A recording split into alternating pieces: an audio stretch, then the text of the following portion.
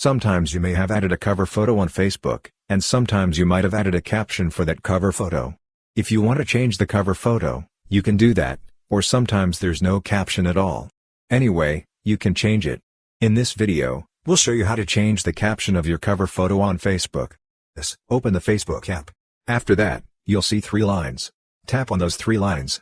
When you do, you'll see your profile name here. Tap on your profile name. Once you're there, you'll see your cover photo. Tap on the cover photo. When you tap it, you'll see the See Cover Photo option.